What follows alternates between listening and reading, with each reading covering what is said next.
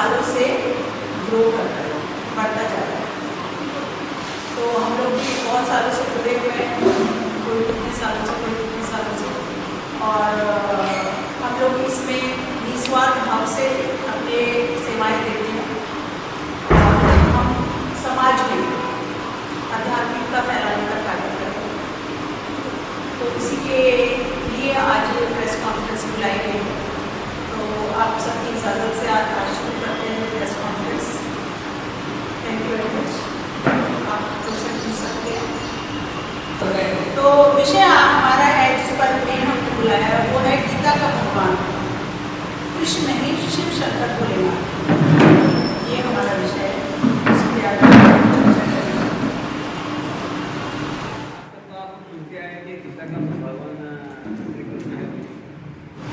भगवत गीता जो है उसमें हम बोलते हैं भगवान वाच। आप कोई भी अध्याय का कोई भी श्लोक निकाल के देखेंगे तो भगवान वाच होता है, कहीं भी कृष्ण वाच नहीं होता है। लेकिन भगवत गीता जो है वो महाभारत जो बहुत बड़ा काव्य है जिसको जय संहिता बोलते हैं, उसमें से एक छोटा सा पार्ट है भगवत गीता। तो महाभारत के जो दूसरे अध्याय या दूसरे पर्व है उसमें आप कई बार कृष्ण उवाच के शब्द मिलेगा, लेकिन भगवत गीता में भगवान उवाच होता है। अभी भगवत गीता में अजन्मा भगवान को बोला है, मैं अजन्मा हूँ, क्योंकि भगवान उवाच है मैं अजन्मा हूँ, अगरमा हूँ, मतलब मेरा गर्भ द्वारा जन्म नहीं होता। सारे मनुष्य मात्र जितने भी है उनका माँ के गर्भ द्वारा जन्म होता है, और भगवत गीता कहती है कि मेरा गर्भ द्वारा जन्म नहीं होता, मैं अजन्मा हूँ, अगरमा हूँ। दूसरा पॉइंट है भगवत गीता में बोला है मैं त्रिकालदर्शी, वर्तमान काल, भूतकाल, भविष्य काल, इन तीनों कालों को जानने वाला। मैं सर्वश्रेष्ठ सर्वशक्तिमान हूँ, मैं महाकाल हूँ, मैं विनाशकर्ता संहारकर्ता हूँ, मैं आदिदेव हूँ। तो अभी प्रश्न ये उठता है कि अजन्मा, अगरमा और ये जितने भी गुण हमने अभी बताए, क्या ये श्री कृष्ण के लिए लागू होते हैं या निराकार शिव शंकर भोलेनाथ के लिए लागू? ये क्वेश्चन। शास्त्रों में आज तक जो भी बातें आई हैं उसको कई बार, जैसे आज हमारे खाने पीने की चीज़ों में, ओढ़ने की चीज़ों में, पहनने की चीज़ों में मिलावट हो गई, आटा दाल चावल में मिलावट हो गई, हम देखते हैं। शास्त्रों में एक वाक्य बोला जाता है कुंडे कुंडे मथे टूटना, मतलब हर मुख से अलग अलग बातें निकलती है, कुंडे कुंडे मथे टूटना। और आज अगर आप आज की तारीख में देखेंगे तो भगवत गीता की हजारों टीका टिप्पणियां, लोकमान्य तिलक की गीता अलग, रविंद्रनाथ टैगोर जी की गीता की व्याख्या अलग, उसके बाद संत ज्ञानेश्वर की भावार्थ दीपिका में गीता की व्याख्या अलग, शंकराचार्य, आदि शंकराचार्य, उनकी गीता की व्याख्या अलग। वो कहते हैं कि आत्मा और परमात्मा एक ही है। और माधवाचार्य जो समकालीन है वो कहते हैं आत्मा और परमात्मा अलग अलग है, उनकी व्याख्या अलग गीता की। रामानुजाचार्य की गीता की व्याख्या अलग। स्वामी प्रभुपाद जो इस्कॉन के हैं उनकी भगवत गीता की व्याख्या अलग। उन्होंने सारे योग हटा दिए, कर्म योग हटा दिया, सिर्फ सारी गीता को भक्ति योग में व्याख्या कर दी। तो आज भगवत गीता की हजारों टीका टिप्पणियां हैं और शास्त्रों में मनुष्य ने अपने अपने बुद्धि रूपी पात्र से उसकी इंटरप्रिटेशन व्याख्या है। और हमारा कहना है कि भगवत गीता भी खंडित हो गई। भगवत गीता का जो ओरिजिनल स्वरूप था, उस ओरिजिनल स्वरूप में कृष्ण भक्तों के द्वारा बाद में उसमें कृष्ण उपासकों ने कृष्ण का नाम धारण किया। इसके प्रमाण भी हम आपको कुछ देंगे। पहले हम भगवत गीता में जो अजन्मा की बात है, अगर हम देखते हैं कि शास्त्रों में कृष्ण को वसुदेव देवकी के द्वारा जन्म लिखा है, लेकिन शिव शंकर भोलेनाथ ऐसी देवता है, देवदेव महादेव अव्वल नंबर की देवता, उनका जन्म किसी माता पिता के द्वारा शास्त्रों में कोई उल्लेख नहीं। तो जिनके माता पिता ही नहीं दिखाए, तो भगवत गीता में जो बात बोली है अजोपि सन अव्ययात्मा भूतानामी शरोपि सन प्रकृतिम स्वामी दिष्टाय संभवामी आत्माया।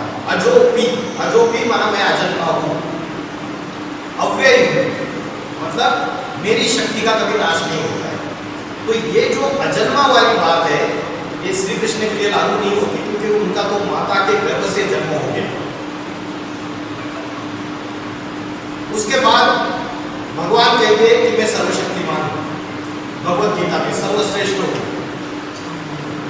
भगवत गीता का अध्याय 7 का 7वां श्लोक है, मत परतरम अन्यत् किंचित् अस्ति धनंजय, मेरे सिवाय सर्वश्रेष्ठ कोई भी नहीं। लेकिन हम देखते हैं कि गोपेश्वरम में श्री कृष्ण शिवलिंग की पूजा करते हुए थे। गोपेश्वरम, तो अगर भगवान आज भगवत गीता में बोलते हैं कि मेरे सिवाय अन्य सर्वश्रेष्ठ कोई भी नहीं है इस सृष्टि में, तो फिर श्री कृष्ण को शिवशंकर भोलेनाथ की गोपेश्वर में पूजा करते हुए दिखा। दूसरी बात बोला संवाद करता हूं। भगवत गीता में 11वें अध्याय में 32वां श्लोक आया, कालोस्मी लोकक्षय कुत प्रवृत्तो। कालोस्मी, अस्मि माना मैं महाकाल, और लोकक्षय माना सारे संसार का विनाश करने के लिए प्रवृत्त हूं। ये भगवान को वाच है, और अगर ये भगवान को वाच है तो हमें सबको ये नॉलेज है, भारतवासियों को, कि संवार करता और विनाश करता और महाकाल ये नाम कृष्ण का नहीं है, ये नाम शिवशंकर भोलेनाथ का है। शंकर को विनाशकारी या संवार करता देवता कहते हैं, महाकाल कहते हैं। और गीता में बोला कालोस्मी लोकक्षय कुत प्रवृत्तो, ये सारे संसार का विनाश करने के लिए कहते हैं। भगवत गीता में और एक श्लोक आया, दष्ट्रा कराला निचते मुखानी भ्रष्टेव काला नसन्न भानी, मतलब मेरी दाढ़ों के बीच में ये सारा संसार चबाया जाने वाला है। अभी ये कौन सी दाढ़ें है? तो ये दाढ़ें मतलब दूसरी कोई नहीं है, आज के जो एटॉमिक वेपन्स बने हुए दुनिया में, एटम बॉम्ब, न्यूक्लियर वेपन्स, ये दाढ़ों के बीच में सारा संसार चबाया जाने वाला है। तो ये विनाश करता और संहार करता है, ये जो बात है हमारा कहना है ये निराकार शिवशंकर भोलेनाथ के ऊपर ना ही श्री कृष्ण के ऊपर। आपने जितने भी मंदिर देखे कृष्ण को बालक के रूप में दिखाया, बच्चे के रूप में, और बालक के रूप में उसकी पूजा होती है। बालक गीता का भगवान हो सकता है, जब उनकी पूजा बालक के रूप में होती है तो गीता का भगवान जो है वो बालक बुद्धि नहीं होना चाहिए। जिसको सारी सृष्टि भगवान के रूप में मान रही है तो वो जरूर सगीर बुद्धि माना बड़े रूप में दिखाई देना चाहिए। शिवशंकर भोलेनाथ की सारे संसार में जहां भी खुदाई हुई है, क्रिश्चियन धर्मखंड में भी जाएंगे तो शंकर की नग्न मूर्तियां खुदाइयों में मिली हुई है, और खुदाइयों में शिवलिंग भी पाए गए सारे विश्व में, सिर्फ भारत में नहीं, सारे विश्व में खुदाइयों में शिवलिंग और शंकर की नग्न मूर्तियां पाई। कृष्ण की ऐसी मूर्तियां नहीं मिली खुदाई में, शंकर की नग्न मूर्तियां पाई गई। उसका भी भगवत गीता के अनुसार, भगवत गीता कहती है 9वें अध्याय के 14वां श्लोक, 4th श्लोक, अव्यक्त मूर्तिना मया ततमिदं सर्वं जगत अव्यक्त मूर्तिना, मतलब मैं ऐसी अव्यक्त मूर्ति हूं कि जिससे ये सारा संसार रूपी वृक्ष विस्तार हो पाए। जैसे कोई बीज होता है और बीज से वृक्ष विस्तार हो पाता है, वैसे शिवशंकर भोलेनाथ ये ऐसी मूर्ति है, मूर्ति माना पर्सनैलिटी, कोई व्यक्ति है, और अव्यक्त माना उसकी अवस्था जो है वो अव्यक्त है, व्यक्त नहीं है। अव्यक्त अवस्था मतलब क्या, मैं सिंपल भाषा में बताता हूँ। गुरु नानक जी का फोटो देखा है सबने, जीसस क्राइस्ट का फोटो देखा है, महात्मा बुद्ध का फोटो देखा है। आप उनके फोटो देखने मात्र से उनकी निराकारी अवस्था झलकती है। आंखें ऐसी चढ़ी हुई होती है जैसे इस दुनिया में होते हुए भी नहीं है, खोए हुए थे, मतलब बुद्धि इस भौतिक दुनिया से उपराम उठी हुई है। तो श्री कृष्ण का कोई भी चित्र, कोई भी मूर्ति आपको दुनिया में ध्यान मग्न, गहरी ध्यान मग्न अवस्था में आंखें चढ़ी हुई है और निराकारी अव्यक्त अवस्था है। जीसस क्राइस्ट की मिलती है, गुरु नानक जी की मिलती है, महात्मा बुद्ध की मिलती है, और इन सबका पिता शिव शंकर भोलेनाथ हमेशा जितनी भी मूर्तियां है शंकर की वो अव्यक्त अवस्था में, गहरी ध्यानमग्न अवस्था में मिलती है। और भगवत गीता का श्लोक जो है अव्यक्त मूर्ति नाम, ये श्लोक शिव शंकर भोलेनाथ के ऊपर लागू होता है। कृष्ण का कोई भी चित्र ऐसा नहीं दिखता कि गहरी ध्यानमग्न अव्यक्त स्थिति में आंखें चढ़ी हुई है, निराकारी अवस्था है, ऐसा कोई भी नहीं दिखता।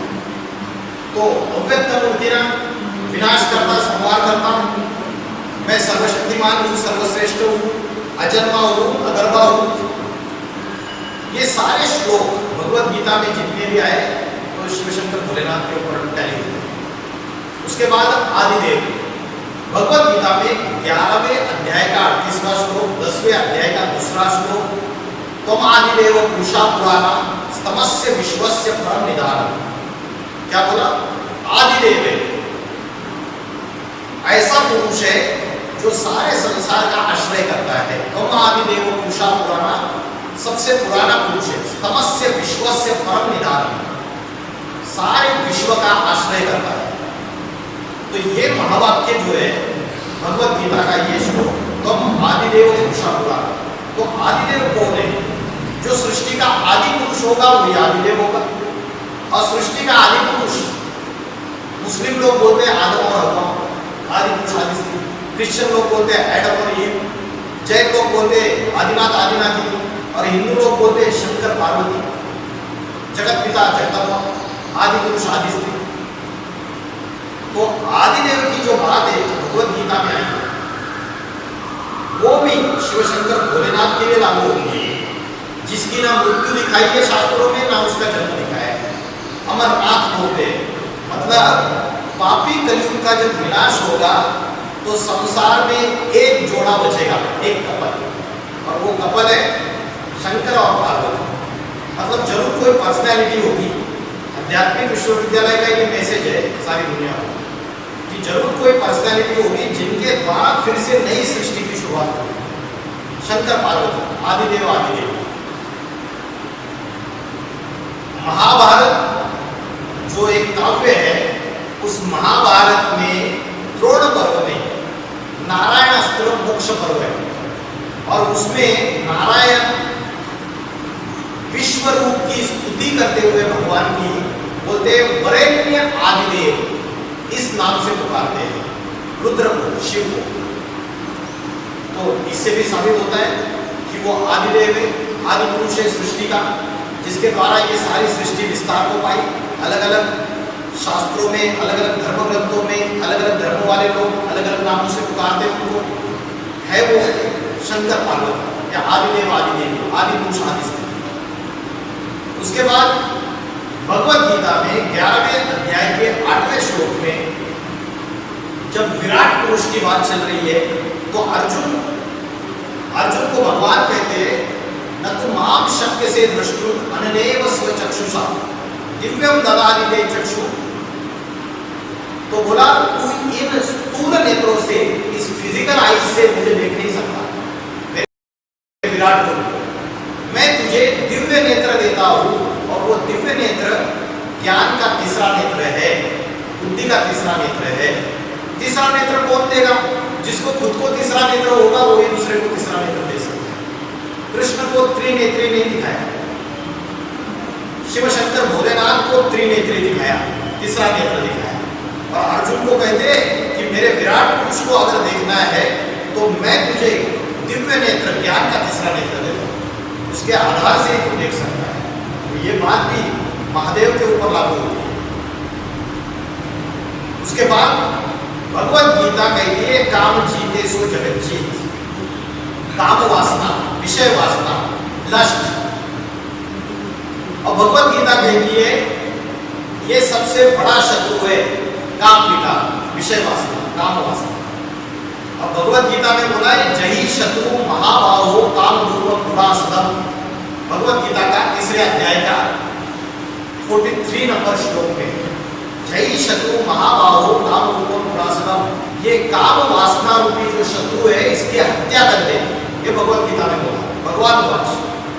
और अगर आप शास्त्रों को देखेंगे तो कामदेव को भस्म करने के बाद शंकर, शिव शंकर भोलेनाथ के लिए बोली, कृष्ण के लिए नहीं बोली। ये काम विकार रूपी शत्रु की हत्या, जो खुद उस काम विकार को जीत पाएगा स्वयं, वही दूसरों को काम विकार पर जीतने की शिक्षा दे सकता है, दूसरा कोई पुरुष दे नहीं सकता। इसलिए शंकर की जो अव्यक्त अवस्था है, निराकारी अवस्था है, उसकी पूजा जो है हम शिवलिंग के रूप में करते हैं। बाकी सारे देवी देवताओं को हाथ कान नाक पैर मनुष्य जैसे, कृष्ण को हाथ कान नाक पैर, 33 कोटि देवी देवताओं में सभी को है, लेकिन शिवलिंग का आकार ऐसे क्यों बनाया? इसका प्रमाण भी भगवत गीता में। भगवत गीता में भगवान कहते हैं कि मेरा स्वरूप क्या है, और स्वरूप के लिए जवाब दे दिया, ज्योतिषाम पितज् ज्योति तमसा परम उच्यते। मतलब मैं ज्योतियों की भी ज्योति हूँ, और मैं अंधकार को प्रकाश की ओर लेके जाने वाला हूँ, अंधकार को नष्ट करने वाला हूँ। तो भगवान ज्योति स्वरूप है। फिर दूसरे श्लोक में बोला अव्यक्तम परिउपासते, मुझ अव्यक्त की उपासना करते हैं। अव्यक्त माना निराकारी अवस्था, ज्योति स्वरूप। और भगवत गीता में और एक श्लोक आया जिसमें बोला अनोरणीयाम समनुस्मरेत, मैं अणु से भी अति सूक्ष्म हूँ, ज्योति स्वरूप हूँ, ज्योति बिंदु स्वरूप। तो भगवत गीता में उसका स्वरूप ज्योति स्वरूप बताया, और वो ज्योति स्वरूप उसकी पूजा कैसे करे? भक्तों ने उस ज्योति को बड़ा आकार दे दिया शिवलिंग, इस ज्योति को। क्रिश्चियंस भी मानते गॉड इज लाइट, कैंडल के ऊपर, ज्योति के ऊपर ध्यान करते हैं, और भगवत गीता में भी ये बात आई है कि मैं ज्योति स्वरूप हूँ। तो ये शिव की बात है, जो निराकार परब्रह्म शिव है, वो भगवान का स्वरूप है। वास्तविकता भगवान का जो गीता का ज्ञान है वो शिव ने दिया है, जिसके लिए मैं और एक रेफरेंस दूंगा। महाभारत में द्रोण पर्व में नारायण अस्त्र मोक्ष पर्व है, और नारायण अस्त्र मोक्ष पर्व में जब व्यास जी को पूछा कि ये जो अर्जुन के द्वारा जो बाण मारे जा रहे हैं, ये बाण किसके द्वारा मारे जा रहे हैं? कोई तेजस्वी पुरुष इन बाणों को मार रहा है।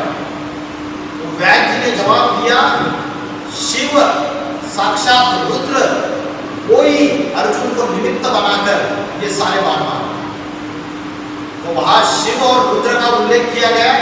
ये महाभारत के द्रोण पर्व के अध्याय 202 में श्लोक नंबर 4 से लेकर 148, इसमें यह वर्णित है कि जिस तेजस्वी पुरुष के द्वारा ये सारे बाण मारे गए वो स्वयं शिव है, रुद्र है। आपने महाभारत के जो अर्जुन का रथ दिखाया, हम समझते हैं रथ मतलब कोई रथ था, और उस रथ में भगवान सवार थे, सारथी थे। लेकिन कठोपनिषद नामक शास्त्र में आया है, आत्मा नाम रथिनम विद्धि शरीरम रथमे वचन, मतलब शरीर ही रथ है। इसका मतलब ये हो गया कि भगवान शिव जो निराकार है, अर्जुन के शरीर रूपी रथ में प्रवेश करके गीता ज्ञान सुनाते हैं। और ये कलयुग का अंतिम समय है, परिवर्तन का समय है। जैसे रात्रि के बाद दिन आता है और दिन के बाद रात्रि आती है, वैसे पापी कलयुग के बाद पावन सतयुग आता है। इस समय परमपिता परमात्मा शिव स्वयं आके सत्य गीता ज्ञान दे रहे, और उस गीता ज्ञान के आधार से सारी सृष्टि में जीवन मुक्ति और मुक्ति प्राप्त कर सकते हैं। यजुर्वेद में कहा है ओम नमो भगवते रुद्राय। तो यजुर्वेद में मैं नमन करता हूँ किसको? भगवान को। कौन से भगवान को? रुद्र को। और रुद्र कभी कृष्ण का नाम नहीं है, रुद्र ये शिव का नाम है। तो यजुर्वेदों में भी ये बात आई है।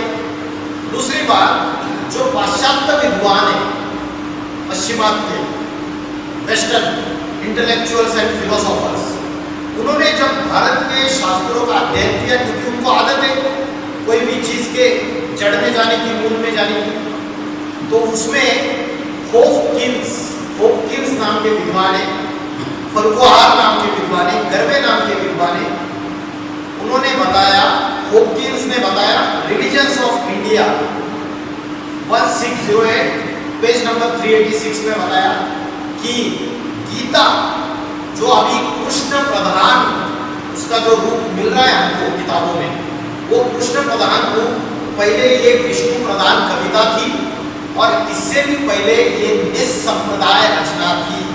निस्संप्रदाय रचना का अर्थ है निराकारी, निराकारी अवस्था वाला, ध्यानमग्न अवस्था में हमेशा रत रहने वाला शिव।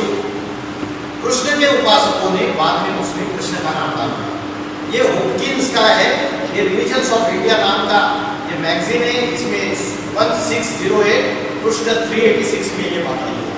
फिर दूसरे एक फिलोसोफर है जिन्होंने भारतीय भगवत गीता और शास्त्रों का अध्ययन किया, उनका नाम है फर्कुहार। और फर्कुहार ने बताया कि गीता ये पहले एक पद्य उपनिषद थी, पद्य माने काव्य, पद्य उपनिषद थी और श्वेताश्वतरो उपनिषद के बाद लिखी गई है, ऐसा फर्कुहार का कहना है। और इसमें कवियों ने कृष्णवाद के समर्थन में बाद में कृष्ण का नाम डाल दिया। रिलीजियस लिटरेचर ऑफ इंडिया 1620 पृष्ठ 12 से 14, इसमें ये रेफरेंस आया है।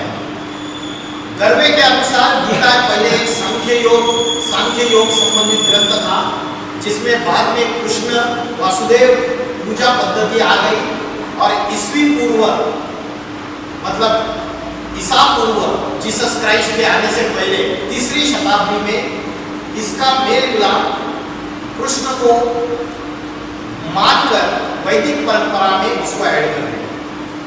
तो ये जो फॉरेन के अलग अलग विचारवंत हैं उनकी भी ये मान्यता है।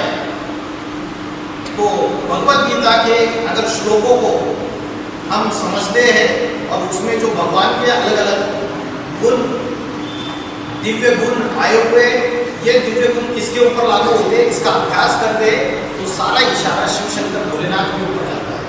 भगवान को त्रिकालदर्शी बोला भगवत गीता में, लेकिन श्री कृष्ण को दिखाया कि सांदीपनि ऋषि के आश्रम में उन्होंने पढ़ाई की। तो भगवान अगर सर्वज्ञ त्रिकालदर्शी है तो उसका गुरु कोई नहीं होगा, उसका टीचर कोई नहीं होगा। और शिव शंकर भोलेनाथ का कभी कोई टीचर नहीं दिखाया, कोई गुरु नहीं दिखाया। तो त्रिकालदर्शी जो है भगवत गीता में जो श्लोक आया है कि मैं भूत भविष्य और वर्तमान काल के 3 प्राणियों को जानने वाला है, लेकिन कोई भी मुझे नहीं जानता है, मुझे कोई नहीं जानता है। तो ये सारे जितने भी रेफरेंसेस है ये शिव शंकर भोलेनाथ के लिए आए। तो ऐसा क्या होगा, ये बात अगर साबित होगी कि गीता का भगवान निराकार शिव है, इससे क्या फायदा होगा दुनिया को? इससे दुनिया को फायदा ये होगा कि सोमनाथ का शिवलिंग जिन्होंने 17 बार तोड़ा मोहम्मद गजनवी, और जितने भी मुसलमान आक्रांत आए जिन्होंने भारत के धर्म ग्रंथों को जला दिया, गाड़ में भून दिया, जो निराकार को मान्यता रखते हैं मुस्लिम लोग और क्रिश्चियंस भी निराकार की मान्यता रखते हैं, गॉड को ऊपर याद करते हैं, अल्लाह को ऊपर याद करते हैं। तो भगवत गीता भी एक बात कहती है, न तद्भासे तो सूर्य न शशांक न पावो कोई अंतर्भाग में वर्तन्ते तद धामों पर ब्रह्म, जहाँ चंद्र सूर्य तारों की रोशनी नहीं पहुंच सकती उस परम धाम का, उस ब्रह्मलोक का मैं रहने वाला हूँ। तो जब ये बात साबित हो जाएगी कि वो परब्रह्म शिव जो है वही तुम्हारा अल्लाह है और वही तुम्हारा गॉड है, तो सारे झगड़े आज तो धर्म के नाम पे जो खून खराबा है, जो हिंसा है, वो सारी खत्म हो जाएगी। क्रिश्चियन जब आए तो उन्होंने बोला कि आपके देखो श्री कृष्ण कितने व्यभिचारी है, उन्होंने 16,108 रानियां रखी है, वो तो वस्त्र चुरा के स्नान करने वाली गोपिकाओं के, तो उन्होंने उसको विपरीत अर्थ में डाला। लेकिन उनको पता नहीं है कि भगवत गीता जो है वो प्रवृत्ति मार्ग का गृहस्थियों का शास्त्र है और शिव शंकर भोलेनाथ को गृहस्थी दिखाया, सन्यासी नहीं दिखाया। भगवत गीता का अधिकार सिर्फ गृहस्थियों को है और भगवान आके गृहस्थियों को ही गीता का ज्ञान देता है। हे नर अर्जुन, तू ऐसी करनी कर कि नर से नारायण बन जा, और हे नारी द्रौपदी, तू ऐसी करनी कर कि नारी से लक्ष्मी बन जा। तो शिव शंकर भोलेनाथ की पार्वती के साथ सबसे बड़ी गृहस्थी दिखाई शास्त्रों में। तो जब सारे धर्म वालों को ये बात पता चलेगी कि निराकार परब्रह्म शिव, जिसकी शिवलिंग के रूप में पूजा होती है, जो अव्यक्त है, निराकारी अवस्था वाले हैं, वही गीता के भगवान है। आज मुस्लिम लोग, उनके जो मुल्ला मौलवी और क्रिश्चियंस के जो फिलोसोफर्स है, इंटेलेक्चुअल्स है, वो भी इस बात को मानते हैं कि भगवत गीता ये सबसे आद्य ग्रंथ है, mother of all the scriptures. इसके अंदर जो ज्ञान है, बाकी सारे धर्म ग्रंथ बाल बच्चे। भगवत गीता किसने कही, कब कही, और भगवत गीता का ज्ञानदाता कौन है, ये आज सारे विश्व के लिए बहुत आध्यात्मिक क्रांति लाने के लिए बहुत इम्पोर्टेंट एक सब्जेक्ट है। और आज पूरे भारत में, पूरे विश्व में एक जागरण लाने के लिए हमने ये अभियान शुरू किया है। और उसी उपलक्ष्य में आज हमने निलंगा में ये प्रेस कॉन्फ्रेंस बुलाई थी। Thank you. बाकी आपको कोई प्रश्न है? हाँ, मेरा नाम अमोर वसंत गोखे। मैं पिछले 22 सालों से आध्यात्मिक विश्वविद्यालय में जुड़ा हुआ हूँ। सन 2003 में मैं पहले ब्रह्म कुमारी संस्था से जुड़ा था, लेकिन ब्रह्म कुमारी संस्था में जो ज्ञान मिला, उस ज्ञान की और भी गहराई और उसकी गुह्यता मुझे आध्यात्मिक विश्वविद्यालय मिली। 2004 से मैं आध्यात्मिक विश्वविद्यालय में जुड़ा हूँ। 22 साल हो गए और पूरे भारत भर कोरोना के बाद, कोविड के बाद, हमने दिल्ली के और भारत भर के हैदराबाद, कलकत्ता, निलंगा जाके हमने एक पूरी टीम है। इस टीम के द्वारा हमने भारत भर जो एजुकेशनल संस्थाएं, इंस्टीट्यूशंस है, उसमें आध्यात्मिक सेमिनार का आयोजन किया। अभी तक 500 से ज़्यादा प्रोग्राम हुए। आपके निलंगा में भी हुए, लातूर में भी हुए, और भारत भर, कलकत्ता, हैदराबाद, सारे मेजर सिटीज में engineering colleges, medical colleges, pharmacy colleges, उसमें आपने आत्मा का ज्ञान, आध्यात्मिक शिक्षा, भगवत गीता के ज्ञान, जो आज युवाओं को बहुत आवश्यक है, जो युवा नशा, ड्रग्स, उसके बाद पोर्नोग्राफी, गंदी जो भी सोशल मीडिया में जो भी चीज़ें आती है, आज एडल्ट कंटेंट, उसके जो पूरा आदी हो रहा है युवा आज का, इंटरनेट के आदी हो रहा है, मोबाइल के लत लग चुकी है, और जिसकी वजह से जो नैतिकता का पतन हो रहा है, तो हमने एजुकेशन सेक्टर चुना। जैसे हमने देखा पिछले साल नेपाल में जेनजी, उन्होंने पॉलिटिकल रिवोल्यूशन किया, राजनीतिक क्रांति की। लेकिन हमारा मानना है कि अभी सारी दुनिया में आध्यात्मिक क्रांति होनी बहुत जरूरी है। यह ऐसा समय चल रहा है कि साइंस के साधनों की वजह से छोटे से लेकर बड़ों तक के मन बुद्धि का भी विनाश हो रहा है। मन बुद्धि में अच्छी बातें रमन नहीं कर रही है, जो नकारात्मकता है वो घुस रही है। और बाहर की दुनिया में जो मॉडर्न साइंस ने एटम बॉम्ब बनाए, एटॉमिक वेपन्स, वो भी विनाश का कार्य कर रहे हैं। देश आपस में लड़ाई झगड़ा कर रहे हैं, धर्म के नाम पे झगड़े, जातियों के नाम पे झगड़े, भाषाओं के नाम पे झगड़े हैं। एक तरफ बात करते हैं, हे विश्वजी माँ के घर ऐसी मती जाए कि स्थिर जिनको होना चला जाए, और दूसरी तरफ आज जाति, धर्म, भाषा, इसमें झगड़े चल रहे, रिजर्वेशन के नाम पे झगड़े चल रहे। तो इन सबको एक सूत्र में बांधने के लिए आत्मा का ज्ञान है। यह आत्मा का ज्ञान आध्यात्मिक विश्वविद्यालय के द्वारा दिया जा रहा है। मैंने बॉम्बे यूनिवर्सिटी से मैकेनिकल इंजीनियरिंग की थी, और उसके बाद मैं IAS की प्रिपरेशन कर रहा था, इंडियन एडमिनिस्ट्रेटिव सर्विस। उसी समय मुझे आध्यात्मिक ज्ञान मिला सन 2003 में। लेकिन उसके बाद मैं दिल्ली शिफ्ट हुआ, और दिल्ली में मैंने दिल्ली यूनिवर्सिटी से लॉ किया, LLB। और पिछले 14 सालों से मैं दिल्ली हाईकोर्ट, सुप्रीम कोर्ट में एज अधिवक्ता, एडवोकेट कार्यरत हूँ। और आज तक मैंने भारत के 12 हाईकोर्ट्स में एज अधिवक्ता रिप्रेजेंट किया है। आध्यात्मिक विश्वविद्यालय के कई जो भी लीगल कानूनी सलाहकार के रूप में कार्य कर रहे हैं। ये मेरा परिचय। सर पूरे हिंदू भगवान श्री कृष्ण को भगवान मानते हैं। हाँ जी, हमारा क्या होते हैं? शंकर को भी भगवान मानते हैं। आज अगर आप हिंदुइज्म में देखेंगे, भगवान शिव बोलते हैं, कृष्ण को भी भगवान बोलते हैं। कार्तिकेय जो शंकर का बच्चा है उसको भी कार्तिकेय भगवान बोलते हैं। आप तमिलनाडु में जाओ, सुब्रमण्यम स्वामी, मुरुगन, भगवान कार्तिकेय करके मानते हैं। गणेश को भी गणेश भगवान करके बोलते हैं। अच्छा, जो बुद्ध है बौद्ध संप्रदाय को मानने वाले भगवान कौन है? हाँ वही बता रहा हूँ। पहले मैं एक शॉर्ट में जो प्रैक्टिकल पोजीशन, भगवान बुद्ध भी बोलते हैं, भगवान महावीर, जैन लोग भगवान महावीर बोलते हैं। उसके बाद आप आओ साईं बाबा को, साईं बाबा भगवान बोलते हैं, भगवान साईं बाबा बोलते हैं।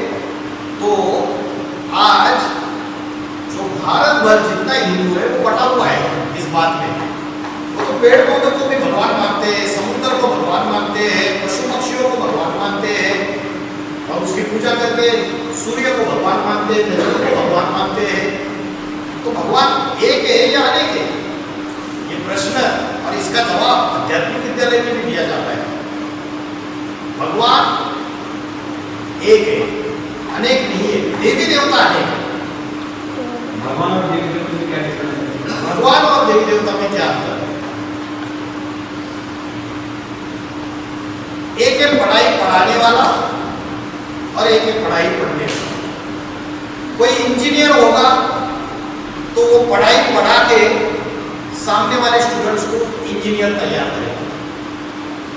वकील होगा तो वकालत की पढ़ाई पढ़ा के वकील तैयार करेगा। और डॉक्टर होगा, डॉक्टरी की मेडिकल साइंस की पढ़ाई पढ़ा के डॉक्टर्स तैयार करेगा बच्चों को। वैसे ही देव देव महादेव जो अव्वल नंबर की देवता, जो भगवान के समान बनती है, भगवान बनती है सारी सृष्टि का, परमात्मा है, वो सबको देवी देवता बनने की पढ़ाई पढ़ाता है और बाकी सारे देवी देवताओं को तैयार करता है। इसलिए उनको महादेव को नंबर 1, अव्वल नंबर 100%।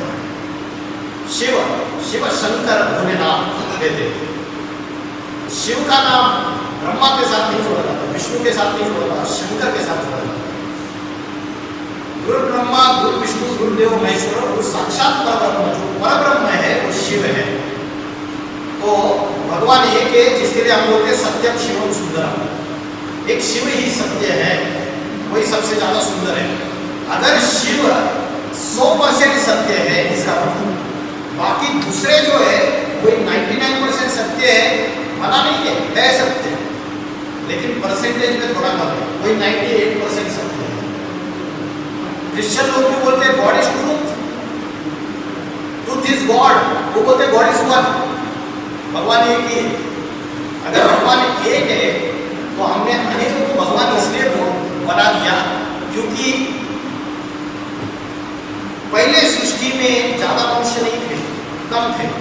उसके बाद जैसे हम अपनी फैमिली ट्री बनाते, अगर कोई जादव है तो जादव अपनी फैमिली ट्री बनाता है और देखता है कि आजोबा पंजोबा, फिर उसके ऊपर जो भी याद है वहां से फैमिली ट्री बनती है। भारत की जनसंख्या आज 145 करोड़ है। आज से 100 साल पहले जब महात्मा गांधी जी के समय पे भारत की जनसंख्या 30-40 करोड़ थी 1940 में। 1942 में जब चले जाओ आंदोलन किया, उसके पहले अगर देखेंगे तो 30 करोड़ थी भारत की जनसंख्या, और उसके पीछे जाओ जनसंख्या और कम थी। जब इस धरती की शुरुआत हुई तो जनसंख्या बहुत थोड़ी थी। जो थोड़ी जनसंख्या थी वो देवी देवताएं इस सृष्टि पर वास करते थे, क्योंकि मनुष्य ही पूजनीय था। मनुष्य के अंदर दैवी गुण थे, देवता के समान था, और उस मनुष्य को देवता बनाने वाला स्वयं भगवान शिव है। इसलिए आप अगर शास्त्रों में या कहीं आजकल टीवी में सीरियल भी दिखाते, उसमें एक चित्र दिखाते कि शिव शंकर भोलेनाथ एक पेड़ के नीचे बैठे हुए और सामने सप्तर्षि बैठे हुए और पढ़ाई पढ़ा रहे हुए, शिक्षक बन के, टीचर बन के, गुरु बन के। तो शिव सदगुरु है, लिबरेटर है इस सारी सृष्टि के। वो कलयुग के अंतिम समय आते जिसकी मंदिरों में हमने मूर्तियां बनाई हुई है पत्थर की, वो चैतन्य स्वरूप में आते हैं। इसलिए मराठी में बोलते आरती गाते गारी लोटांगण वंदीने चरण डोळ्याने पाहिलं नको तुझे प्रेमे अलिंगन अनंत पूजने भावे ओवाळीने जमे होगा।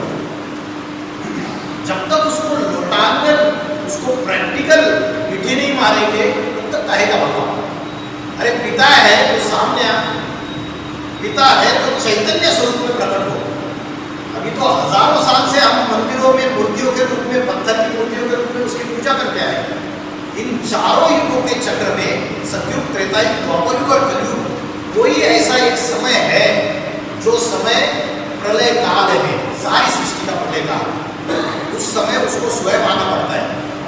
मकान पुराना हो गया, बीबी बाल बच्चे तकलीफ में है, पानी टपकराए छत से, दीवारों में से छेद आ रहे, तो मकान का मालिक रिपेयरिंग करता है। एक बार रिपेयरिंग करता है, 2 बार, 3 बार, 4 बार, 5 बार, बार बार रिपेयरिंग करता है, लेकिन मकान सुधरने का नाम नहीं ले रहा है और ही टूटा फूटा बनता जा रहा है। तो फाइनली मकान का मालिक क्या करता है? पुराना मकान तोड़ देता है, नया मकान बांध के तैयार कर देता है। पहले पुराना मकान नहीं तोड़ता है, पहले नया मकान बांध के तैयार करता है, अपने बीबी बाल बच्चों को शिफ्ट करता है नए मकान में, फिर पुराना मकान तोड़ देता है।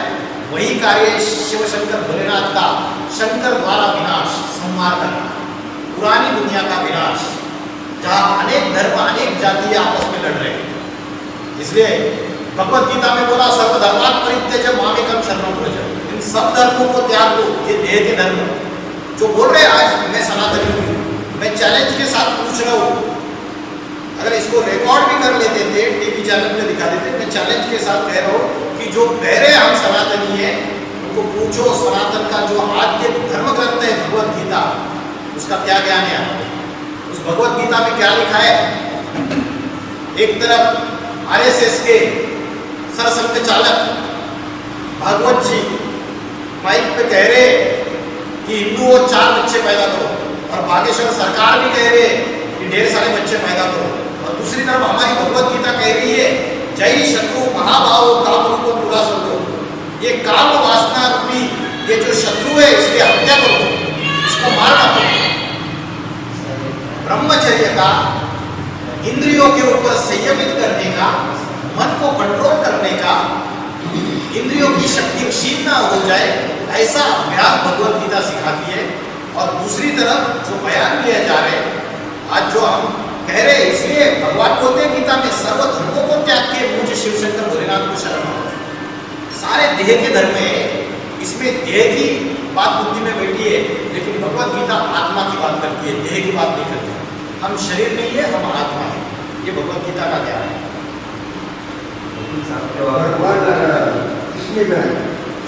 भगवान श्री कृष्ण को भगवान किसने बनाया?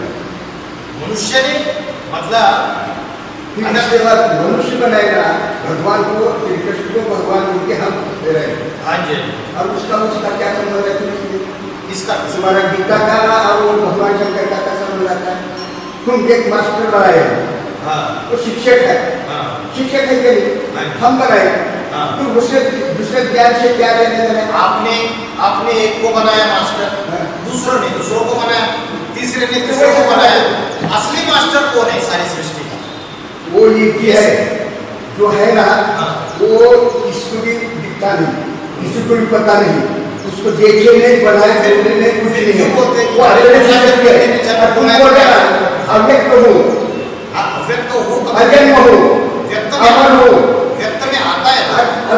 बताना वो अमर कैसा है, अव्यक्त कैसा है, उसका जन्म नहीं होता। ये क्या है ना, भगवत गीता को लिखे, गीता को लिखे, आप बताइए किसने लिखे? कोई भगवत गीता अभी तुमको पूछ रहे हैं, गीता को लिखे। हाँ, मैं जवाब दे रहा हूँ, गीता को लिखे, मैं जवाब दे रहा हूँ। सुनिए, कुरान किसने लिखा? वही बोल रहा ना, सुनो कुरान प्रॉफिट, आपका जवाब लीजिए। कुरान प्रॉफिट मोहम्मद साहब ने लिखी नहीं, बताई बुक से। ग्रंथ साहब गुरु नानक जी ने लिखा नहीं, बताया मुझसे। बाद में उनके जो भक्त है, फॉलोवर्स है, उन्होंने जाके किताब में लिखा। जीसस क्राइस्ट ने बाइबल लिखी नहीं, बताया मुझसे। उनके फॉलोअर्स 12 थे, मैथ्यू था, अलग अलग थे, उन्होंने जाके उसके दिखाए, उसकी बाइबल तैयार हो गई। वैसे ही भगवान आके गीता लिखता नहीं, स्वयं आके ओरली सुनाता है ज्ञान, वो ज्ञान का भंडार है, वो स्वयं आके साधारण मनुष्य तन में प्रवेश करता है। इसलिए भगवत गीता में बोला है, अवजानान्ति मामुना मानुषित उमाश्रितम, वो जो साधारण मनुष्य शरीर में आए हुए भगवान को पूर्ण बुद्धि लोग पहचान नहीं पाते। तो कभी तो ऐसा समय है, अगर उसके बच्चे हम सभी साकार रूप में है, शरीर है हमें, तो वो अव्यक्त जो ऊपर वाला है कभी नीचे आना चाहिए ना। जब दुनिया में त्राही त्राही हो रही है, देश आपस में लड़ रहे, सारा संसार विनाश की तरफ अग्रसर है, थर्ड वर्ल्ड वॉर की तरफ अग्रसर है, तो ऐसे समय इस सृष्टि का उद्धार करने के लिए उसको स्वयं आना पड़ेगा। वो निराकार है, वो साकार में प्रवेश करके कार्य करता है। निर्गुण निराकार, सगुण साकार, ये दो चीजें। वो है रंग में, रूप में, वास में कुछ नहीं है।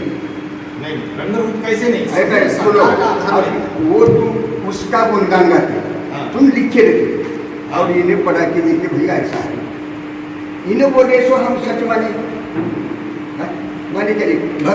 पूरा गीता में, भगवत में, पूरा ये सब वेदों में 4 वर्ण लिखे, वर्ण है क्या उसमें? है क्या तुम्हारी इसमें कौन सा भी जो है ना वेद में है क्या वर्ण? ब्राह्मण, क्षत्रिय, वैश्य, है क्या? लेकिन गीता में बोला गुण कर्म, नहीं, वेद में है क्या? वेदों में है क्या? वेदों का सारी गीता है, ये तो सारे प्रकांड गीता में है क्या? गीता में है क्या 4 वर्ण? कौन निर्माण? नहीं चाहिए गीता में बोला। हाँ, फिर तुम बोल दिए उच्च नीच तक बनाए थे ना भगवान ने कहा, वैसा बोल रहे ना। उच्च नीच कहाँ बनाया? नहीं, वो 4 वर्णों में बात इतना लोगों को झगड़ा लगाई थी ना। चातुर्वर्ण्य माया सिस्टम गुण कर्म विभाग। क्लास में टीचर पढ़ाई पढ़ाता है और स्टूडेंट बैठे हुए 100, उसमें से कोई नापास हो जाता है, पढ़ाने वाला टीचर एक ही है, कोई फर्स्ट क्लास आता है, कोई स्कॉलरशिप ले लेता है। सर एक सवाल है। साहब आपको यहाँ पर आया, आपका स्वागत है यहाँ पर, कि आपने अभी बताई बात कि गीता में कैसे भगवान शंकर अवतरित है या फिर उनका संदेश है, उनके ज्ञान की ज़रूरी है, बहुत सारी बातें आपने हमने ध्यान से सुनी आपकी बातें। प्रजापिता ब्रह्मा कुमारी और आपका ये ज्ञान, प्रजापिता ब्रह्मा कुमारी की शाखाएँ वगैरह, उसका ऑफिस वगैरह चारों तरफ फैला हुआ है, फिर आप इतना सीमित क्यों है? आपका ज्ञान का प्रचार क्यों नहीं हो पा रहा है? इसके कुछ कारण होंगे? नहीं, सीमित है ऐसा कैसे कह सकते? इसकी भी 150 शाखा है। और दूसरी चीज नहीं, मैं बता रहा हूँ ना, हजारों में होने दो। पांडव 5 थे और कौरव 100 थे, तो आप बोलेंगे कौरव 100 थे, माना ब्रह्म कुमारी की शाखाएं हजारों में, और पांडव 5 थे, तो हम पांडव क्वालिटी जो है ना, अपनी इतनी दूसरी क्यों है? लोग इसको स्वीकार क्यों नहीं कर पा रहे? नहीं, कौन स्वीकार नहीं कर रहा है? अब यहीं पे बात ये है कि एक होती है स्कूल की पढ़ाई, एक होती है कॉलेज और यूनिवर्सिटी की पढ़ाई। स्कूल में ढेर सारे बच्चे पढ़ते, उसमें से थोड़ों का सिलेक्शन होके MBBS को या इंजीनियरिंग को थोड़ों को एडमिशन मिलती है, हाईएस्ट पढ़ाई। मुद्दे की बात बताओ, हम सारे ब्रह्म कुमारी संस्था से आए हुए हैं, जितने फॉलोअर्स बैठे, इसका कारण बताओ। अच्छा, शिया और सुन्नी ये डिफरेंस क्यों है बताइए? हीनयान और महायान में डिफरेंस क्यों आया? इसलिए मैं बताऊँ, हाँ, कैथलिक प्रोटेस्टेंट ये डिफरेंस क्यों आया? वैसे ही ब्रह्म कुमारी ये संस्था जो है, इसमें जो ज्ञान दिया जाता है, उस ज्ञान का गहन अध्ययन करने के बाद कुछ गहराइयाँ समझ में आती है। उन सबसे मुख्य गहराई है कि भगवान ब्रह्म कुमारी द्वारा बताया जाता है कि शिव निराकार इस सृष्टि में आता है, और ब्रह्मा विष्णु शंकर के द्वारा, त्रिमूर्ति के द्वारा। आप जब आश्रम में एंटर करेंगे ना, आपको पहला चित्र यही दिखेगा, ब्रह्मा विष्णु और शंकर ये तीनों है, और ऊपर से शिव, ये तीनों के द्वारा त्रिमूर्ति करके बोलते हैं, त्रिदेव जिसको हम मराठी में बोलते हैं, इनके द्वारा ज्ञान दिया जाता है। जब हम वहाँ पढ़ाई पढ़ रहे थे तो हमें सिर्फ इतना बताया कि शिव आए, उन्होंने दादा लेखराज जो गुरु है ब्रह्म कुमारी संस्था के, उनके शरीर का माध्यम अपनाया और उनके द्वारा ज्ञान दिया। हमने पूछा ठीक है बात, ये ज्ञान सही है सारा का सारा। अभी जब आप बोलते हो कि त्रिमूर्ति के द्वारा शिव आपके ज्ञान देते, तो ब्रह्मा का कार्य ठीक है, उन्होंने उनके जो मुखिया है, गुरु है, 1969 में उन्होंने देह त्यागा। तो हमारा कहना ये है कि ब्रह्मा के बाद कार्य शुरू हुआ, उसके बाद 3 मूर्तियां, तो शंकर बताओ कौन है? तो उनका कहना है कि शंकर कोई होता नहीं है, सिर्फ ब्रह्मा ही होता है। तो ब्रह्मा कुमारी संस्था की ये मान्यता है कि ब्रह्मा सर्वेसर्वा, और आध्यात्मिक विश्वविद्यालय की ये मान्यता है शंकर सर्वेसर्वा। ये मेजर डिफरेंस है पढ़ाई का, सबसे मेजर डिफरेंस। और जो स्पिरिचुअल टेक्स्ट है जिसको हम दोनों फॉलो करते हैं, ब्रह्मा कुमारी भी फॉलो करती है और आध्यात्मिक विश्वविद्यालय, हमारे दोनों की किताब एक ही है। स्पिरिचुअल टेक्स्ट जो हम बोलते हैं कि ब्रह्मा जो दादा लेखराज जी है, उनके मुख से ये ज्ञान मिलता। अभी उस ज्ञान में जैसे कोई कविता है और उस कविता का जो इंटरप्रिटेशन है, जैसे आज की डेट में कोर्ट में भी इंडियन कॉन्स्टिट्यूशन, भारतीय राज्य घटना का जो व्याख्या है, वकील लोग अलग अलग करते हैं और जजेस भी अलग अलग करते हैं, इसलिए अलग अलग प्रकार के जजमेंट्स आते हैं। एक ही आर्टिकल होता है, आर्टिकल 19 है, आर्टिकल 21 है, उसके अलग अलग इंटरप्रिटेशन होते हैं।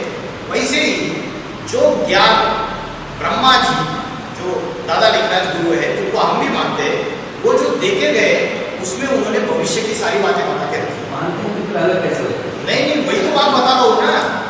एक है कि उस ज्ञान पे कट्टरता से चलने वाले, जैसे ब्रह्म कुमारी संस्था में जो ज्ञान दिया गया उनके द्वारा, उसमें उन्होंने बोला कि मांगने से मांगना था, लेकिन ब्रह्म कुमारी संस्था में हम सभी फॉलोअर्स जब जाते थे तो वहाँ दक्षिणा मांगी जाती थी। आध्यात्मिक विश्वविद्यालय का अभी इस सेंटर में आप आए हो, आपको कहीं भी डोनेशन बॉक्स दिखेगा, और भारत भर के किसी भी सेंटर में जाएंगे कोई डोनेशन बॉक्स नहीं मिलेगा।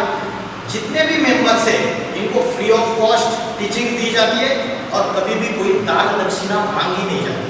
कट्टरता से जो महावाक्य हमारे गुरु ने बोला है उसको प्राण जाए और वचन न जाए, इसको फॉलो करेंगे। सबसे पहला मांगने से मांगना होगा, और वो ब्रह्म कुमारी सेंटर्स में मांग के धनराशि ली जाती है, ये दिखाई देता है। दूसरा पॉइंट कि इस ज्ञान में ये बताया कि इस संस्था को कभी भी भ्रष्टाचारी गवर्नमेंट के सामने रजिस्टर नहीं करना। स्वयं परमात्मा आके इस स्कूल कॉलेज का एस्टेब्लिशमेंट कर रहे, तो इसको भ्रष्टाचारी गवर्नमेंट के सामने रजिस्टर मत करो। और ये महावाक्य, ये जो ज्ञान है, ये ब्रह्म कुमारी संस्था के जो दादा लेखराज ब्रह्मा है, उन्होंने जो बोला है, उनके स्पिरिचुअल टेक्स्ट है, जो हमने भी जतन करके रखा हुआ है। जैसे क्राइस्ट बोल के गया तो उसके फॉलोवर्स ने संभाल के रखा, हमने भी संभाल करके रखा।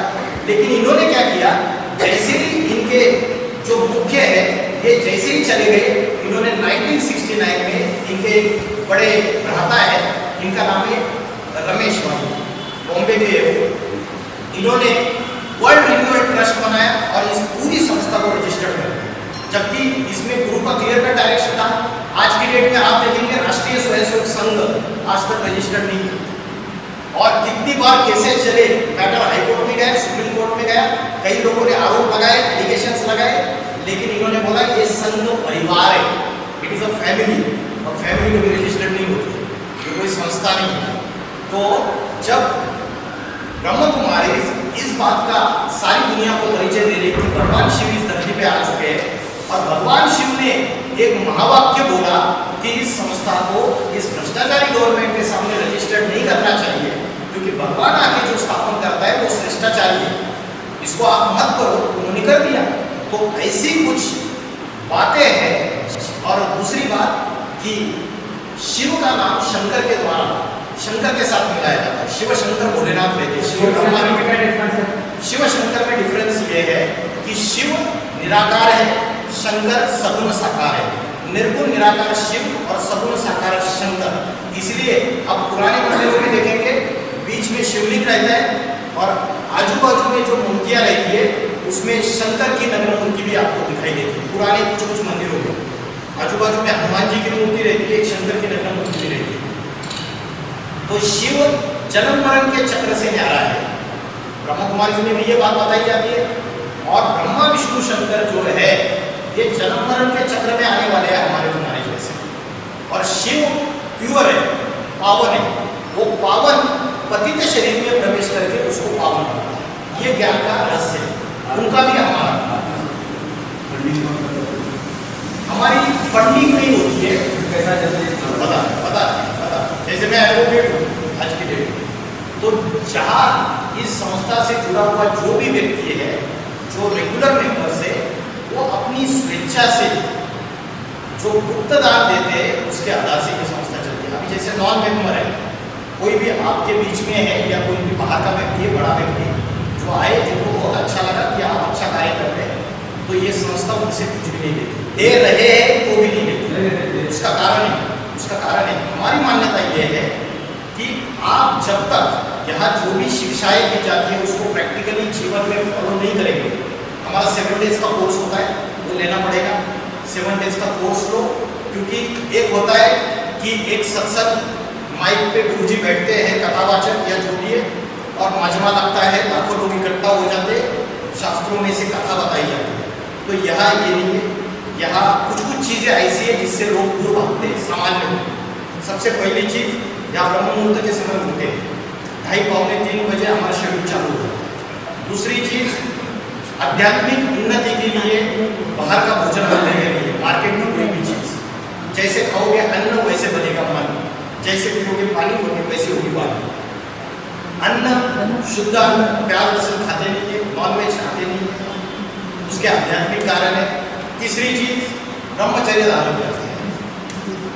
चौथी चीज, जीवन को सिंपल लिविंग, सादा रहने, भौतिक सुखों और भौतिक चीज़ों को। मेरे घर में पिछले 23-24 साल से मैं दिल्ली में रहता हूँ, मेरे घर में टीवी आज की हाँ नहीं, मैं टीवी की कोई सीरियल मुझे पता नहीं है, आपके टीवी पे क्या चलता है। आज के टीवी की जरूरत नहीं सर, मोबाइल में मैं एज ए एडवोकेट, मेरे प्रोफेशन से कनेक्शन है, तो जो भी न्यूज़ वगैरह है वो चीज़ों से मैं अपडेटेड रहता हूँ। लेकिन आज की डेट में जो मूवीज चल रहे हैं या टॉकीज में, तो हम इन चीज़ों को इतना प्रेफर नहीं करते। हमारा गीता का ज्ञान के रोज ऑनलाइन क्लासेस होते हैं, सवेरे से लेकर शाम तक भारत भर के सारे लोग ऑनलाइन क्लासेस में जुड़ते हैं। आज की डेट में मैं अगर नीलंगा में बाहर प्रोग्राम करूँ और सबको अनाउंसमेंट करूँ या पैम्पलेट बांटूँ, तो फिजिकल प्रोग्राम में ज़्यादा लोग नहीं आएंगे, लेकिन ऑनलाइन अगर कुछ लेके लिंक भेज दूँ सबको, तो कई लोग ज्वाइन करते हैं। तो आज परिस्थिति ये हो गई, तो ऑनलाइन हमारी बहुत सारी सेवाएं चल रही है, प्रोग्राम चल रहे हैं। और जहाँ तक आपने पूछा कि जैसे मेरा मुख्य मुद्दा है कि जितनी आप हायर लेवल की एजुकेशन में जाएंगे उनकी संख्या कम रहेगी, क्योंकि लोग गहराई में जाना नहीं चाहते। अभी जैसे ब्रह्म कुमारीज में हम हैं, तो ब्रह्म कुमारीज में कई जब हमको उसी ज्ञान में ये गहरी गहरी बातें जब समझ में आई, जब हमने दूसरों को, तो वो कहते हैं कि इतना गहराई में क्यों जाना है, अरे बाबा है, भगवान है, याद करो बस। तो जैसे स्कूली पढ़ाई में होता है वैसे यहाँ भी होता है, यहाँ भी नंबर बनते हैं। यहाँ भी कोई लोग बोलते हैं कि हम गहराई में नीचे जाएंगे सागर के तल्ले में तो रत्न मिलेंगे, हम उन रत्नों को निकालेंगे। भगवान आके पढ़ाई पढ़ा रहे हैं सर। तो ये कुछ डिफरेंसेस है, वो ज्ञान युक्त डिफरेंसेस है, हमारी कोई उनकी सर एक बात बाकी लड़ाई नहीं है। आपने प्रश्न को वेजिटेरियन में कहा, मैंने नहीं कहा, क्रिश्चियंस कहते हैं ये कहा, अरे गलत मैं भी हुई, मैं तो उसका इतना सुंदर क्लैरिफिकेशन दूंगा ना, वो तो अलौकिक प्रेम की बात है, वो देह का संबंध नहीं है। क्रिश्चियंस ने कहा, मैं तो क्यों कहूँगा, मेरे फ्रेंड्स ने जन्माष्टमी के ऊपर लेक्चर से अच्छे, और मैंने जैसे वस्त्र जुड़ाए गोपिका, उसका इतना सुंदर आध्यात्मिक अर्थ है। गोपिकाओं के जो वस्त्र जुड़ाए, जैसे ये कपड़ा मैंने पहना, ये कपड़ा मैं कल चेंज करूँगा, दूसरा शर्ट पहनूंगा, दूसरा ब्लेजर पहनूंगा, वैसे शरीर ये आत्मा का वस्त्र है, ये गीता कहती है। तो भगवान ने जब मुरली बजाई, और मुरली माना ज्ञान की मुरली, जब ज्ञान की मुरली बजाई तो देहाभिमान खलास, देहाभिमान रूपी वस्त्र उड़ गया, उसको चुरा लिया, और आत्मा का स्वरूप याद है। ये गहरा अर्थ है, ये देह एक आत्मा का वस्त्र है। इसलिए गोपिकाएं मंत्रमुग्ध हो जाती थी कृष्ण जब मुरली बजाता था, तो ये गहरा मीनिंग है। और जो व्यभिचार की बात वो लोग करते हैं, तो उसमें ये कोई देह की पटरानियां नहीं थी, कि देह का सुख भोगने की बात नहीं थी, तो अलौकिक प्रीत है, तो आत्मा की प्रीत है। क्योंकि परमात्मा जब इस सृष्टि पे आता है, तो उसके अलौकिक प्रेम में हम सब गोपिकाएं, हम उसके अलौकिक प्रेम में उससे जुड़ जाते हैं। और उसकी यादगार में दिखाया कि उसकी 16,108 पटरानियाँ, क्योंकि भगवान जब साधारण तन में आता है, जैसे दिखाया कि नंद वृंदावन मथुरा में जो गाँव है, नंद के घर में उन्होंने वहाँ पालना हुई उनकी, तो वहाँ जो साधारण गाँव है वो साधारण पुत्र था, तो लोगों ने उसको पहचाना नहीं, लेकिन उसमें अलौकिकता थी। तो जो अलौकिकता कर पाते हैं उसको स्थूल रूप में दिखा दिया। जैसे कृष्ण को मुरली बजाते हुए दिखाया, तो लोग समझते हैं कोई काठ की मुरली है, लकड़ी की।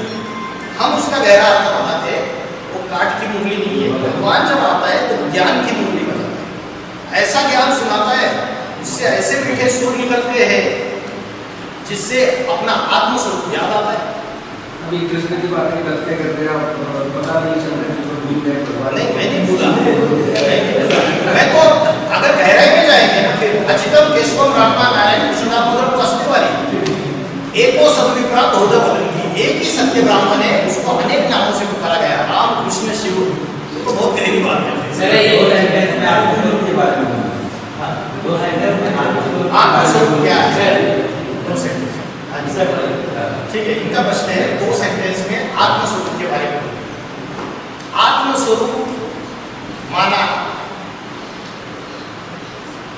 देह माना शरीर और शरीर की इंद्रियां, इनसे बुद्धि उपराम हो जाए, शरीर की इंद्रियों से बुद्धि ऊपर उठ जाए, काम क्रोध लोभ मोह अहंकार, ये जो 5 विकार है, क्या महाराष्ट्र में षड्रिपु बोलते हैं, इनको जब खत्म कर दे मनुष्य, तो जो उसका वास्तविक स्वरूप उसको दिखाई दे वो आत्मस्वरूप। सर से ज्योति स्वरूप, ज्योति स्वरूप। अभी हम दिए की ज्योत जलाते हैं, हम कोई भी प्रोग्राम है तो दीप को प्रज्वलन करते हैं, लेकिन यहाँ सिखाया जाता है वो बाहर की ज्योति है, आत्म ज्योति, अंदर की ज्योति, इंटरनल। ये अंदर की यात्रा है, बाहर की यात्रा है। आत्म ज्योति जो है ना, मैं ज्योति स्वरूप, शिव को बोलते हैं, जो पाश्चिमात्य संस्कृति वाले वेस्टर्न लोग बोलते हैं हाईएस्ट कॉन्शियसनेस, ये शब्द उसके लिए प्रयोग करते हैं। हम जिसको शिव बोलते हैं वो हाईएस्ट कॉन्शियसनेस बोलते हैं, एक परमोच्च चेतना, और उसको दूसरा सुंदर शब्द है परमात्मा। हम सब आत्माएं, दुनिया में 800 करोड़ मनुष्य, 800 करोड़ मनुष्य में 800 करोड़ आत्माएं, उन 800 करोड़ आत्माओं का पॉइंटर परम आत्मा, परम माना सर्वश्रेष्ठ, आत्माओं में जो सर्वश्रेष्ठ है, जो सर्वोच्च चेतना है, वो परमात्मा है। पूरा देश में तुम्हारा आध्यात्मिक का काम चल रहा है, तो पूरा देश इतना प्रचार प्रसार कर रहे हैं, लेकिन गवर्नमेंट, सेंट्रल गवर्नमेंट उसकी सूची में तुम्हारे सिलेबस में है, बच्चों को कैसा समझ में आएगा? इंडियन कॉलेज सिस्टम तुम्हारा जो विश्वविद्यालय है, तो छोटे छोटे बच्चे होना पड़ता है, फिर आध्यात्मिक और गवर्नमेंट तुम्हारा जो सिलेबस है वो आध्यात्मिक का, उसके वो नहीं डाल दिया सिलेबस, फिर प्रसार कैसा होगा? पढ़ाई कैसे होगी? अगर सिलेबस में आध्यात्मिक में तो बच्चों को कैसा समझ? 2 चीजें हैं, एक है professional courses, engineering, medical, law, अलग अलग प्रोफेशनल कोर्सेज है, नॉन प्रोफेशनल कोर्सेज है। अध्यात्म की पढ़ाई इसमें कहीं भी नहीं आती। आज की जो गवर्नमेंट है वो उसको बोलते हैं सेक्युलर गवर्नमेंट, और सेक्युलर गवर्नमेंट का अर्थ है धर्मनिरपेक्ष। एक तरफ लिखते हैं रिलीजन इज माइट, धर्म यही शक्ति है, और दूसरी तरफ हमारे किसी धर्म के ऊपर आस्था नहीं है। तो आज जो पढ़ाई पढ़ाई जा रही है कॉलेजेस में, स्कूल में, वो सारी भौतिक पढ़ाई पढ़ाई जा रही है, जिसको सेक्युलर एजुकेशन या फॉर्मल एजुकेशन बोलते हैं, और ये जो पढ़ाई है आध्यात्मिक पढ़ाई है। तो आज गवर्नमेंट आध्यात्मिक शिक्षा को डायरेक्टली इंप्लीमेंट नहीं कर रही है। दूसरी चीज, एक new education policy NEP central government ने लाई है।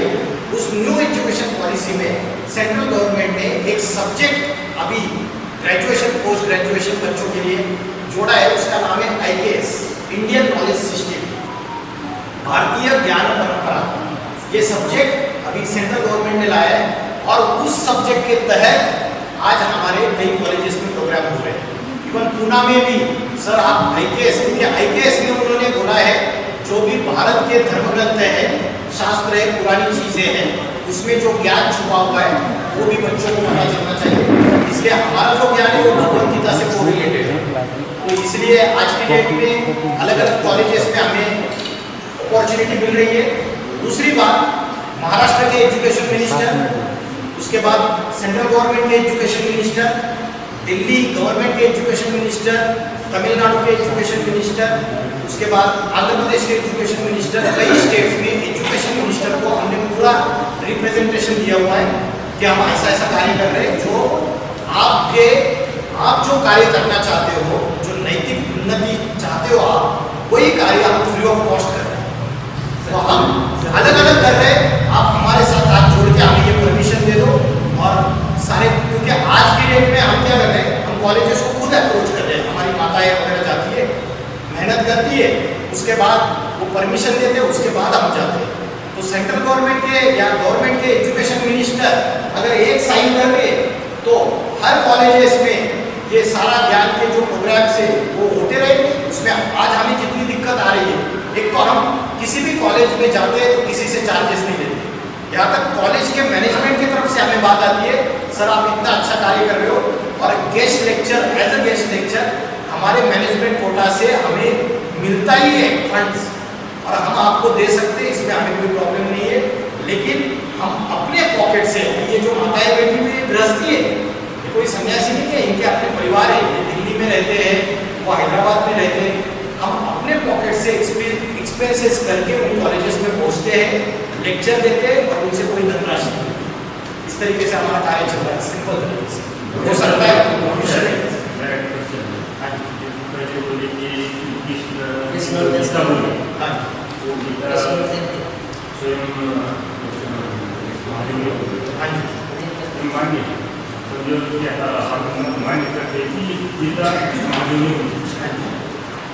ये मान्य करने के बाद क्या तुमको ये हो गया और कैसे लोग मान्य करेंगे?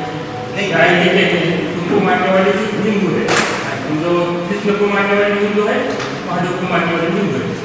जो गीता महादेव ने लिखी है वो तुम ये करे तो क्या क्रिश्चियन ईसाई ये मान्य करेंगे? हमारे पास कई प्रूफ प्रमाण ऐसे हैं, जैसे अभी मैंने बताया, मुस्लिम लोग सृष्टि के प्रथम स्त्री को आदम और हव्वा बोलते हैं, क्रिश्चियन लोग उसको एडम और ईव बोलते हैं। तो कंपैरेटिव रिलीजन का अगर स्टडी करते हैं तो ये बात साबित होती है। मैं आपको मुफ्ती मोहम्मद इलियास, एक मुफ्ती मोहम्मद इलियास है, उनका 3-4 साल पहले इंडिया टीवी पे एक वीडियो आया था, India TV national news channel है, 4-5 साल पहले मेरे पास वो वीडियो है, मैं कॉलेज में कभी कभी दिखाता है। उन्होंने डायरेक्ट बोला कि जो हमारा धर्म है मुस्लिम, इसका मूल, इसका आदि सनातन धर्म है और ये जो आदम और हव्वा है ये स्वयं शंकर और पार्वती जगत पिता जगदम्बा है। और उन्होंने बोला कि यही हमारे माता पिता है।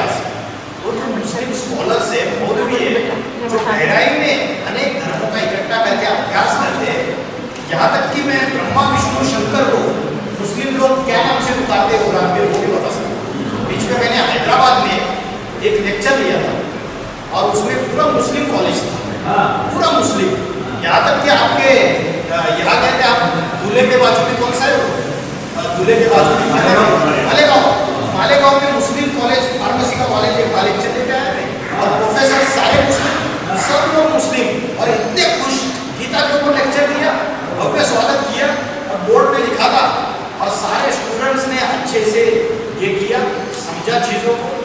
तो ज्ञान सुनाने की जो गहराई है वो होनी चाहिए, क्यों नहीं मानेंगे मुस्लिम। मैं आपको जो मुस्लिम कॉलेज में मैंने प्रोग्राम किया, मैंने यूट्यूब चैनल पर डाला है, मैं भेज सकता हूँ, खुल्लम खुल्ला है हमारा, सारा डाला है आपने आज तक जितना कार्य किया। तो ब्रह्मा विष्णु शंकर ये भी टैली होते हैं कुरान के अनुसार। क्रिश्चियंस में अलग नाम ले लिए, इन्होंने अलग नाम ले लिए।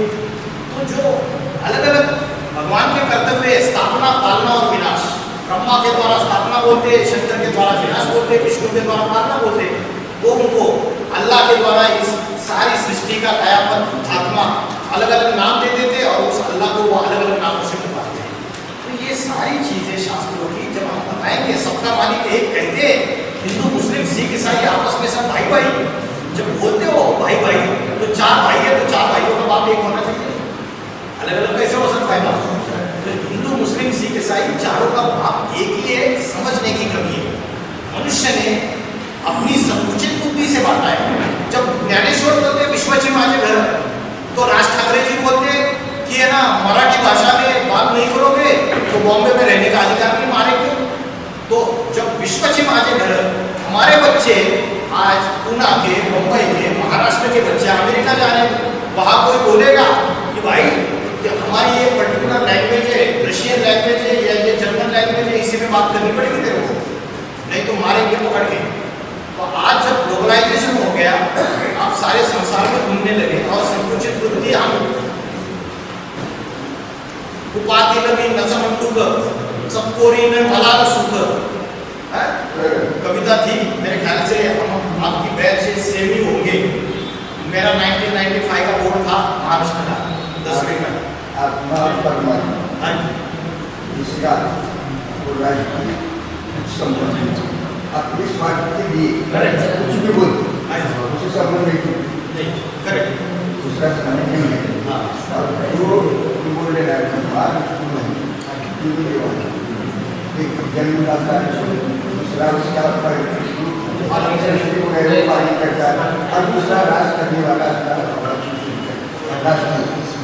आज पृथ्वी आकाश तत्व जो है ये पंच तत्व से सूर्य को दो बार भगवान क्या होता है, सूर्य को जो मानते उसको पूजा करते हैं, उससे भगवान है।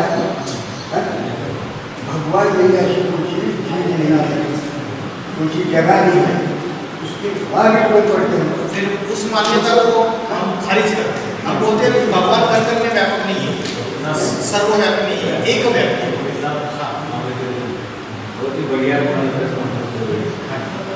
ही डीप में सब्जेक्ट है, सिंपल है, ब्रेन वॉश कर दिया एस्टिमेट के लिए, बहुत ही बढ़िया। हम लोग खुश हो गए, थैंक यू थैंक यू।